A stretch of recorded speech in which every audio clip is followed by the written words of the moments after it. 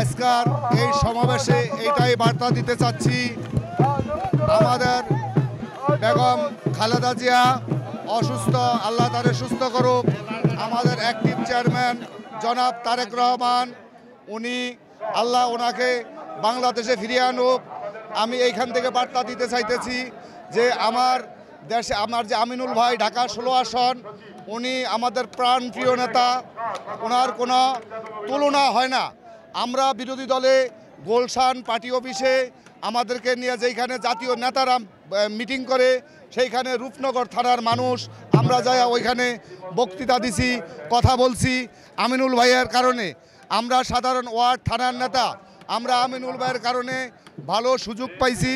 এমন আমি জনগণের কাছে আবারও আমার নেতৃত্বের জন্য দোয়া চাই, আমি আমিনুল ভাইয়ের জন্য দোয়া চাই।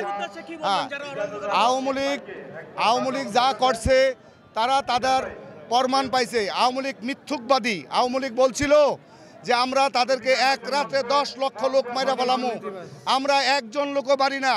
আওয়ামী লীগ প্রতিটা কথাই মিথ্যা মিথ্যা বলে। আওয়ামী লীগ নিয়ে কথা বলতে আমার লজ্জা করে, ঘৃণা করে। আওয়ামী লীগ নিয়ে কথা বললে আমার কলজা ফাইটে যায়। আওয়ামী লীগ নিয়ে আমাকে কোনো কথা বলবে না, এই দেশে আওয়ামী লীগ আর থাকবে না। আওয়ামী লীগ বেদিন, আওয়ামী লীগ বেদিন। কেউ এক সেকেন্ডের 1 ঘন্টার কথা বলতে পারবে আমি বাইচা থাকবো।